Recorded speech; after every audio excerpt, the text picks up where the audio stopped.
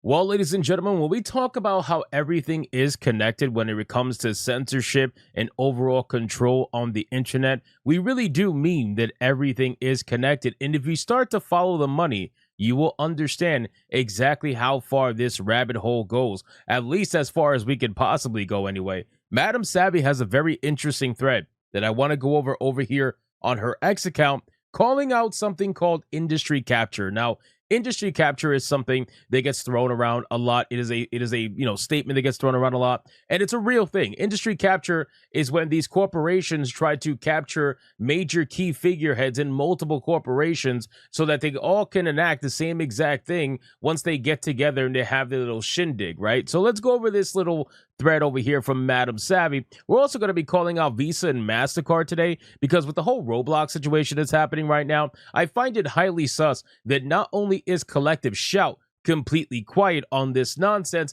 but that also Visa and MasterCard, the holy arbiters of what's allowed and what's not allowed on the internet, apparently has no problems processing payments on Roblox's website that is actually harming children on a daily basis. I guess that whole thing about, protecting kids goes out the window when it comes to certain things that they want to make sure they protect. I just find it very weird. But in any case, Madam Savvy says in a thread, industry capture is an understatement. When you have communications heads from Verizon, T-Mobile, AT&T, by the way, guys, it's not even just video game companies. We're talking about multiple big tech companies that are all out here, basically working together. Verizon, T-Mobile, AT&T, not only part of FOSI, but also a rating board. It makes you ask questions. Thread throws showing a small glimpse into Tammy's web and how it connects even to the ESRB and the actual industry influence that all of these people have. Now, she's quote tweeting a post here from Roblox RTC that says the conflict of interest is that board members of online safety organizations also serve on Roblox's board. As YouTuber Legal Mindset notes, this could be industry capture. While this institutes may be reliable, they may be under legal question in the ongoing Louisiana lawsuit against Roblox. Now, again, shout out to Legal Mindset for catching all of this and Savvy putting it all together.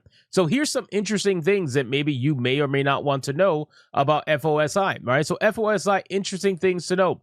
For the low price of $15,000, you can hop into the Cool Kids Club that features all the tops from all of your favorite companies like the following. And some of them are video games, some of them are not. You have Microsoft, right?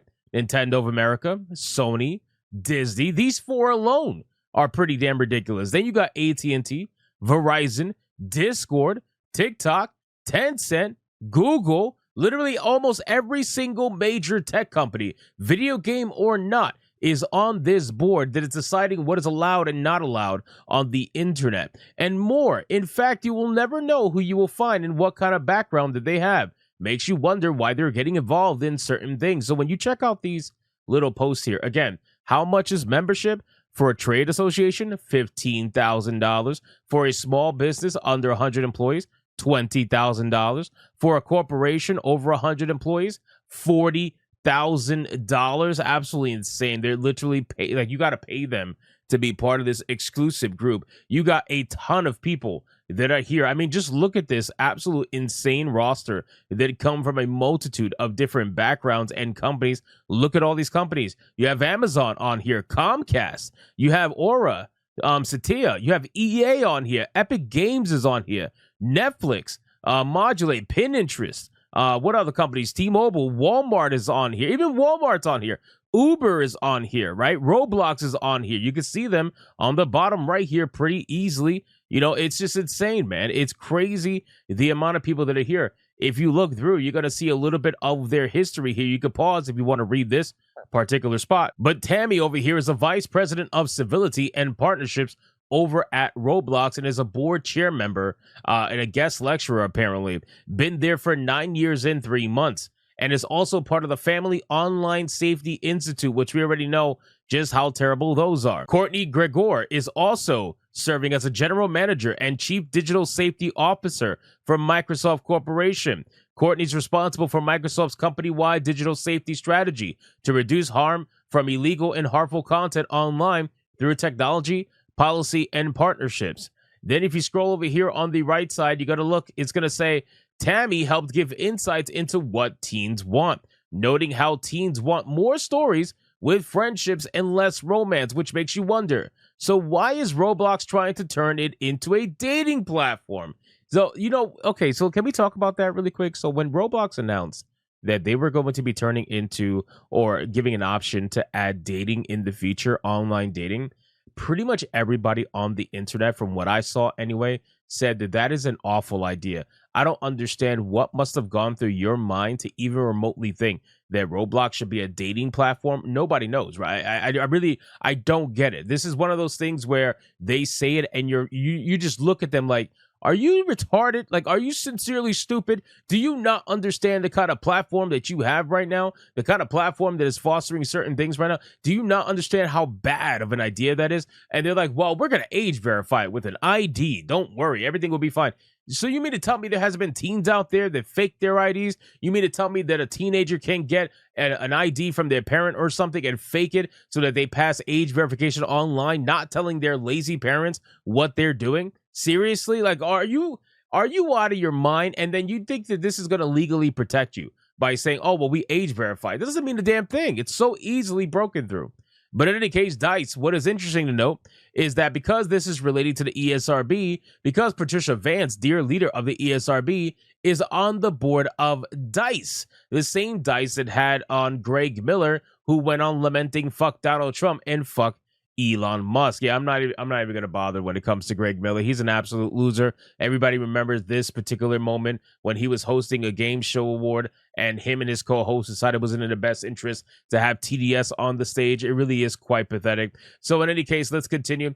Now, these are two quite close and displayed through their connections with what boards they sit on. Patricia Vance on the ESRB was the one pushing age verification software with YOTI, which is now partnered with Spotify this year for age verification and a WEF partner, but the FTC shot them down. She lamented herself, don't take speculation. Now, earlier in, not even like a couple of months ago, the FTC denied application for a new parental consent mechanism under supposed COPA, and they got completely destroyed. They weren't allowed to do their, I guess their facial recognition software or technology they wanted to utilize. They got completely turned down, and rightfully so, from the ESRB. Like, why is the ESRB going this hard? I don't understand. Your entire job is to check out a video game and put a label on it. That's all it is. Why you want to scan kids' faces all of a sudden? Why you want to actually get people to give you their IDs and whatnot? I don't get it. You guys are overstepping big time. You guys continue to push this nonsense more and more and more.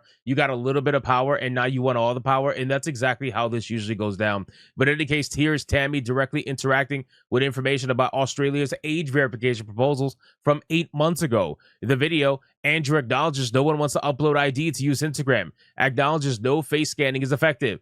Tech isn't there yet, says this is a feel-good measure, references South Korea banning under 18s for a decade, but found it did nothing. China was the same outcome, and the data showed it didn't do anything positive. Nothing changed. However, he then says the following: I'm much more optimistic about places like here in the UK, where we are actually listening to young people. We're listening to researchers like myself in terms of making online environments safer, as opposed to sticking our heads in the sand and just pretending like social media thing is just going to go away. When asked if he believes companies should be held responsible, this is a key quote too. He says, yes, so I think there needs to be a huge burden on these social media firms. First of all, they need to be able to be forced to share the data that they have on young people.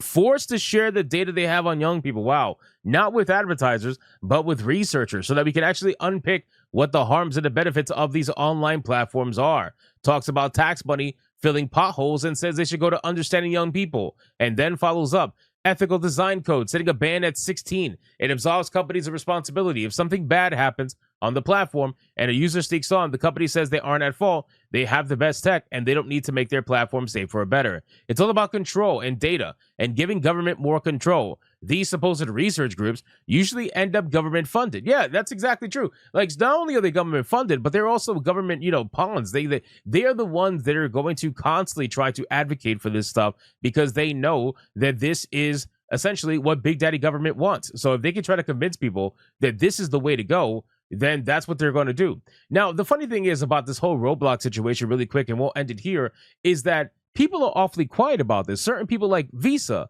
and MasterCard, who, by the way, are partners with Roblox. I'm not kidding. Whatever happened to the whole, oh, you can't make us look bad if you have a mark. As long as you're utilizing the mark, you can't make us look bad. MasterCard and Visa, I implore you, where is the debanking of Roblox? I don't understand. Are we not going to be consistent here? Where is collective shout to scream about the abuse of children on a platform that is well documented? Where is collective shout? Why are they so quiet? Why are they collective quiet now instead of collective shout? What's going on here? Visa and MasterCard, you clearly are having your marks used for a video game that is supporting this stuff. Why is that, right? You guys went after fictional content. You guys went after content that was harming literally nobody. And yet here you are when kids are actually being harmed and kids are being hunted down. You're doing nothing. You're just like, keep rolling in the money. It's all good.